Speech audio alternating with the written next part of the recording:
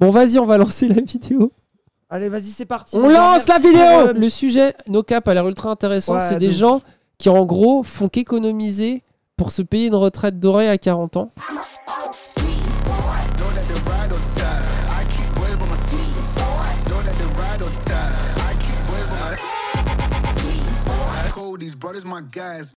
Tu t'es pas trompé?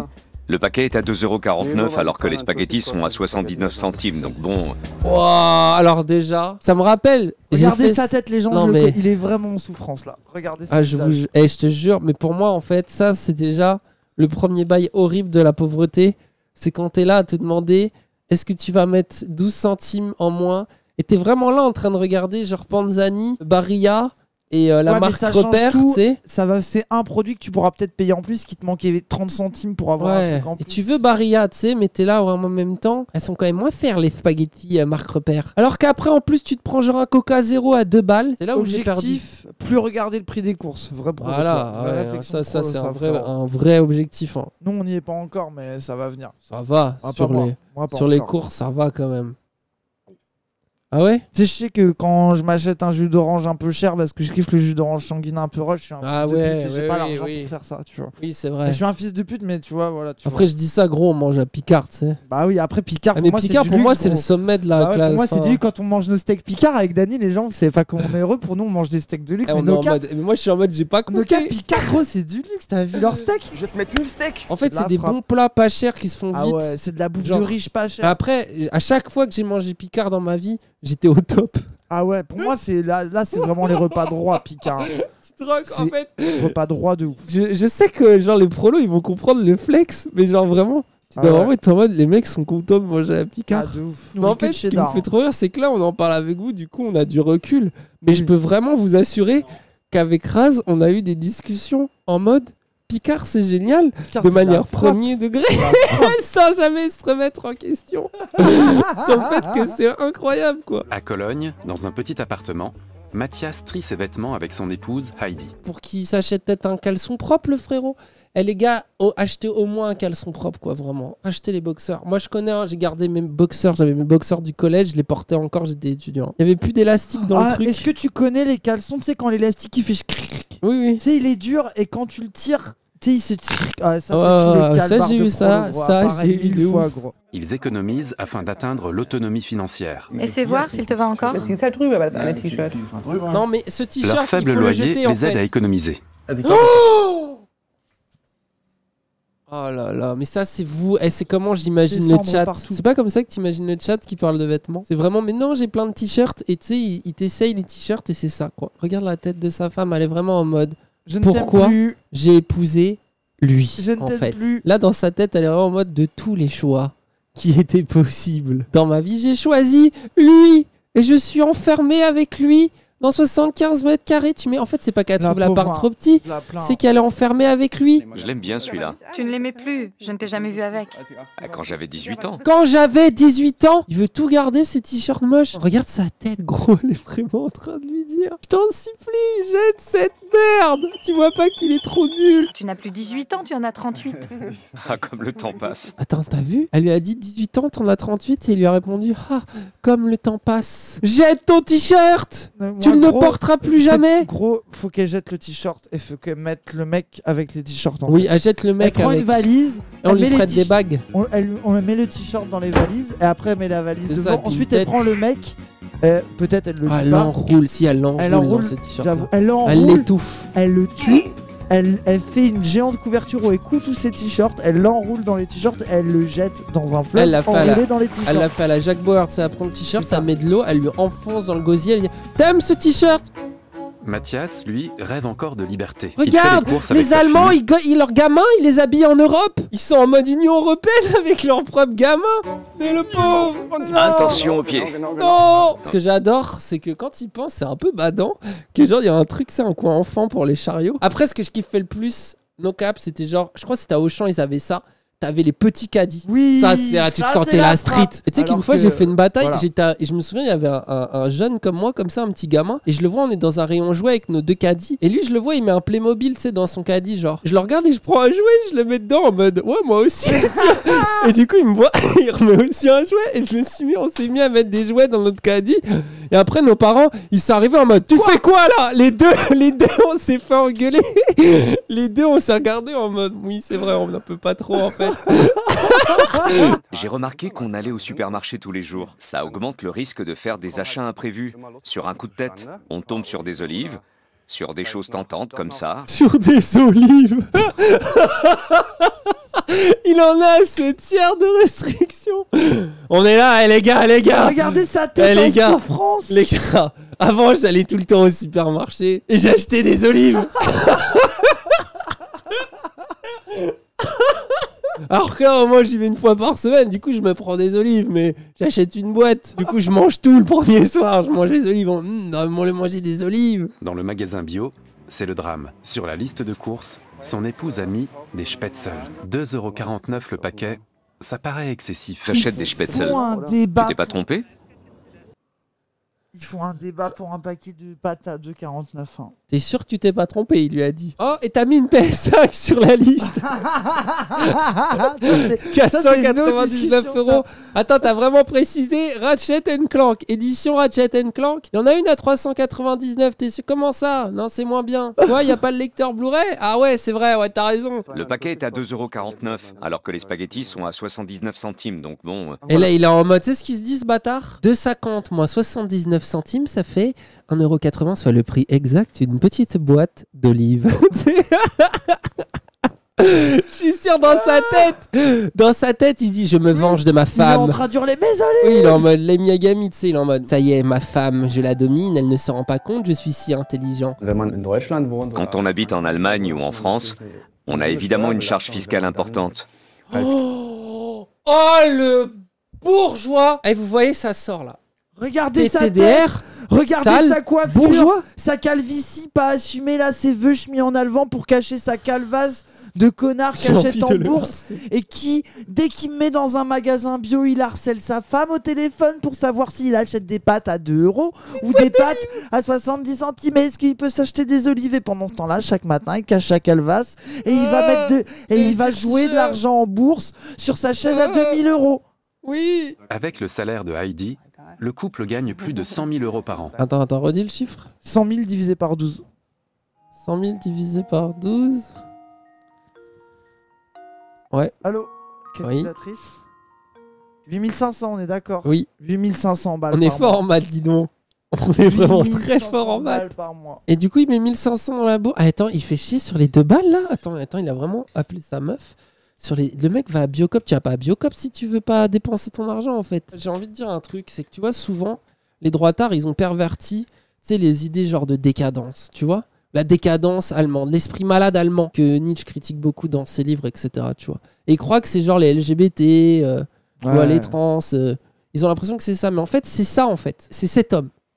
C'est ça dont Nietzsche moque en fait. Voilà, mais regardez lui. sa tête. Quand t'es misérable, t'es dans des trucs moraux misérables où t'essayes de te donner bonne image. On est d'accord. Parce que tu domines de manière faible et que tu penses que c'est mieux d'être pur et que comme ça t'es vraiment un gentil, que t'es dans le bien et qu'il n'y a pas plus chrétien et crétin comme façon de se représenter, qu'en fait tu bloques la société, tu l'empêches d'évoluer à cause de tes croyances débiles. C'est ça en fait qui amène à la décadence. Quand il dit par exemple la phrase là, faut protéger les forts des faibles, il parle de ce gars-là. Oui. Dès qu'on trouve une solution idéale, on s'y tient de façon systématique. Je tombe sur un t-shirt qui me plaît, j'en achète 5 identiques. Et voilà, c'est réglé. Sale chien! Et du coup, c'est ça son t-shirt bien? Il a acheté 5 fois ça! Il a acheté 5 fois ça, ce short et 5 lunettes comme ça. Et chaque jour, tu sais, il arrive dans sa garde-robe, il fait waouh! Tu sais, il ouvre un tiroir, il a les 5 mêmes lunettes.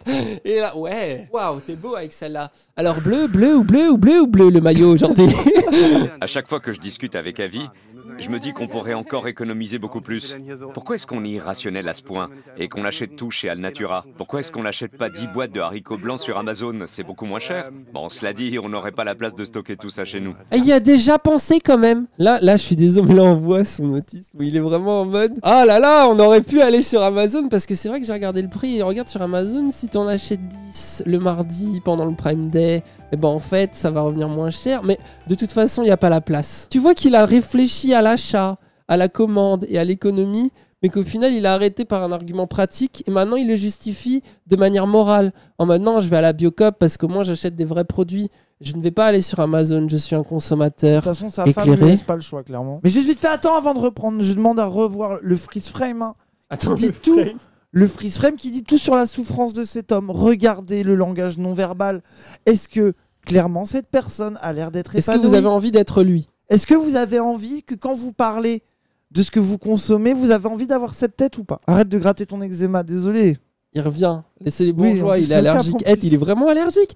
Il a vraiment des plaques qui reviennent. Il a vraiment des plaques qui sont en train de pousser à cause du reportage. Après, on peut appliquer les mêmes genres de techniques et vivre au RSA sans bosser. Alors, pour l'avoir fait et pour connaître un certain nombre de gens qui font ça, vivre au RSA avec pas beaucoup d'argent. Vous voulez pas cette vie? En fait, vraiment, non, mais cette vie, c'est pas possible. Déjà, le RSA, t'as des rendez-vous RSA qui te mettent en tenaille. Tout est une galère administrative, comme la plupart des aides sociales en France, en vrai, qui te mettent dans un intense sentiment de culpabilité. T'as pas de thunes parce que 500 € par mois, mais désolé frérot, mais... Moi je refuse le discours de ceux qui se mettent bien juste au RSA et tout, arrête. Là t'achètes t'achètes pas un paquet de pâtes à 2 balles, mais parce que genre tu peux vraiment pas te le permettre quoi. C'est ça, et force à mes frérots et frérottes qui sont au RSA, et quand ils sont au RSA c'est pas pour mettre, parce que la différence aussi c'est que eux même s'ils décident de vivre avec le RSA, ils mettent de l'argent de côté en fait, donc ils ne vivent pas avec le RSA.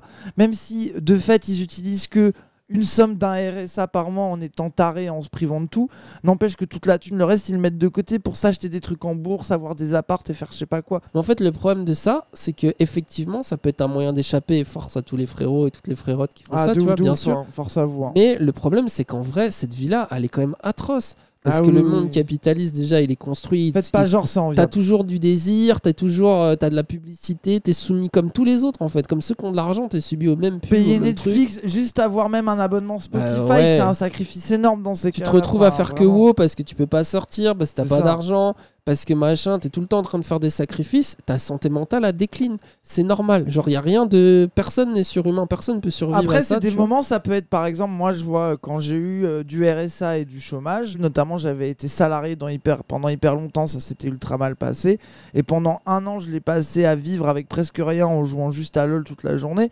Et ça m'a vraiment permis aussi de me remettre droit par rapport à moi-même et de survivre à des trucs. Donc moi, je suis pas en train de. Enfin, le discours de c'est pas bien, faut pas le faire, restez pas au RSA. Il y a des moments dans la vie où s'enfermer chez soi et se payer entre guillemets 1 an de dépression sur un MOBA ou sur WoW au RSA, ça a du sens, c'est ce qui permet des fois de mieux rebondir derrière. Donc, ouais, mais en fait, il y a quelqu'un qui a dit tu peux pas le faire au long terme, et moi je suis d'accord. Au court terme, ça marche, t'as l'impression d'avoir un peu hacké le système. Moi, ça me faisait ça, tu sais, quand j'étais jeune et que je dégageais ma bourse et j'étais en mode vas-y, je m'en bats les couilles, je vais éviter de travailler.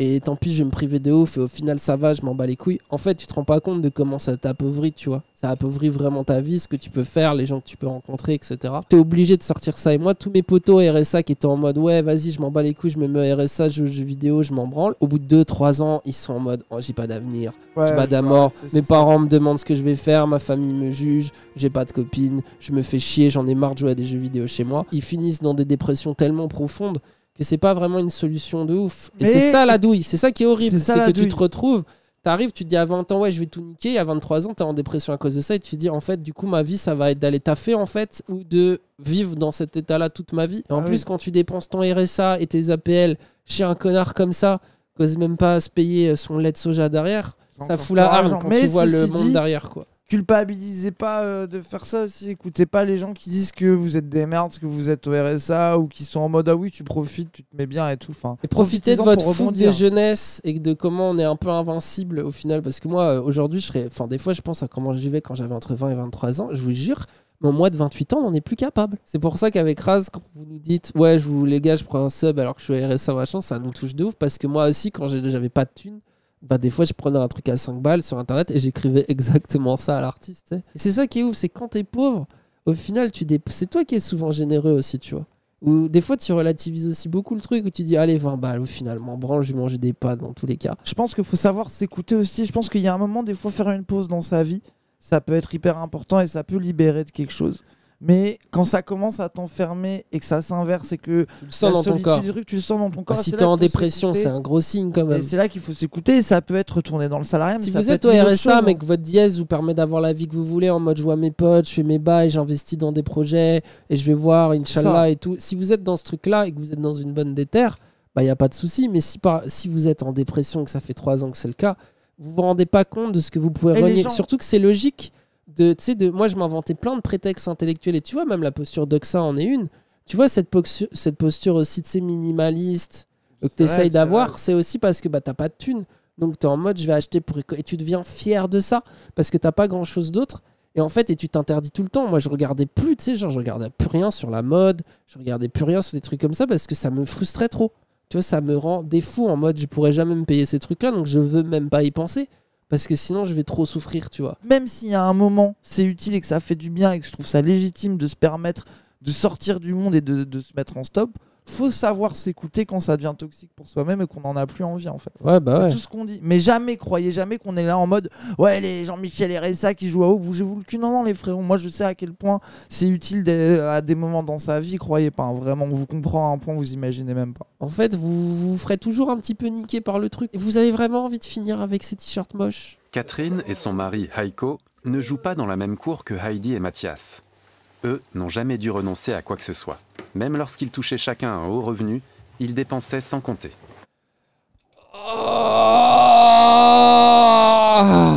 C'est vrai que l'autre, avec ses 8500 € par mois, il a eu du mal à mettre 1000 € de côté. Quand même, c'est bizarre, gros. Comment ils dépensaient leur argent? Ouais, mais je sais pas, ça c'est les bourgeois. Je comprends pas où est-ce qu'ils la foutent. Ouais, je sais pas, gros. Catherine et Heiko goûtaient la liberté en buvant du champagne et en séjournant dans des hôtels 5 étoiles. J'ai envie de l'insulter. Hein. Ce tiers de parasite. Là, je deviens gauchiste débile. J'ai juste envie de dire parasite, bourgeois. On pendra le dernier actionnaire avec les tripes du dernier banquier, bordel. Mort aux bourgeois, mort aux flics, mort aux vaches. Malgré cela, ils mettaient toujours de côté, contrairement à la plupart des gens de leur entourage. Les gens ont tendance à se dire « ceux qui gagnent beaucoup peuvent aussi beaucoup économiser ». Mais généralement, quand on est dans ce milieu-là, on est avec d'autres personnes qui font de grosses dépenses. Pourquoi s'en priver? C'est plus tentant que de se lancer dans un plan d'épargne et de mettre son argent là-dedans chaque mois.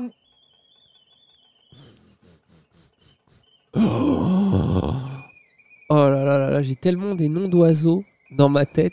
Moi je dis rien parce que là ouais, je vais être insultant nul. Pareil. Insultant nul là il y a que des injures. Ouais, des injures vraiment pas constructives et vraiment irrespectueuses. J'ai envie de... Je te jure là, je sens.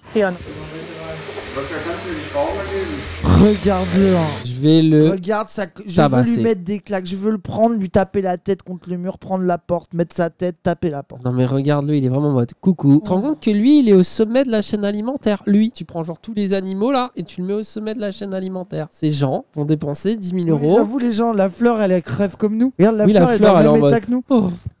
Elle a Marion Cotillarisé, tu sais. Après, pas que c'est vraiment... Ça, c'est les plantes chez les écolos. Tu sais, tu rentres chez eux, ils ont des plantes en plastique. Elles sont malades comme eux. Parce que c'est plus écologique si tu les gardes 26 ans.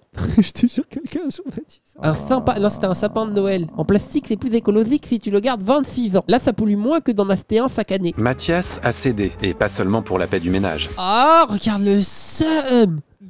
Il est en mode... J'ai payé pour ça, les je vais 40 bien 000 les € dans 20 travailler. ans. Aujourd'hui, la chambre des enfants accueille ses nouveaux meubles. C'est horrible en plus, putain. Par contre, là où je comprends son seum, c'est qu'il a vraiment acheté les pires meubles. Branlé. Attends, je vais voir la fin. Ça fait vraiment futuriste. Je t'ai dit les gosses traumatisés. S'ils ont fait ça pour les gosses, c'est une boîte à chat. Non mais l'angoisse, t'es dans un tableau étrange, abstrait, toute ta vie, tu te poses des questions, imagine tu dors là-dedans gros. Imagine tu dors dans cette merde, comment t'es en stress. 10 000 balles pour un arbre à chat en bois pour mettre ses ça a gosses. pas l'air confort en plus, genre au final t'es sur un bloc de plastoc bois. Je sais pas, prends-toi un lit à tes gosses, achète-leur un lit à mémoire de forme, tu sais, ils vont être 10 fois plus heureux que sur cette merde. Et on est d'accord qu'à la seconde où les gosses vont grandir, comment ils font pour aller dans les boîtes à 18 ans? Genre à partir de 14, 15, 16 ans. Imagine tu ramènes une go ou un mec dans la boîte tes parents, là, dans ta boîte là. Non mais attends, comment ils vont faire les gosses? Et je fuis. C'est horrible, ils vont se casser la gueule et mourir. Mais c'est anguleux partout. Grâce à cet aménagement. Mais là, il y a combien de gosses qui peuvent se crever un œil? Et quoi? Mais c'est quoi leur paille? Gros, ça, regarde le nombre d'angles. Le nombre d'angles, d'angles, je me serais cogné 10 fois là-dedans. C'est quoi cet enfer, wesh? Heidi et Mathias pourront vivre ici encore au moins 4 ans. Oui. 4 ans, 10 000 10 000 euros pour 4 ans? Je trouve ça dommage de dépenser autant d'argent. Mais d'un autre côté, je suis quand même content. Ce n'est pas une dépense inconsidérée. Ce n'est pas comme si tu avais acheté une Porsche, par exemple. Juste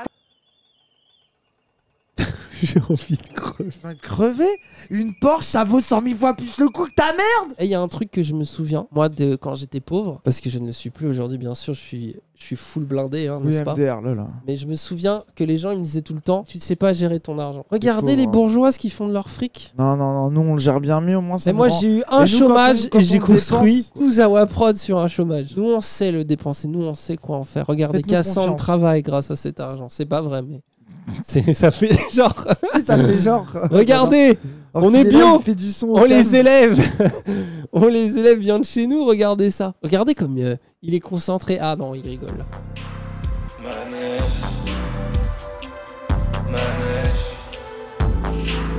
j'ai le tournis dans le manège. Plastique,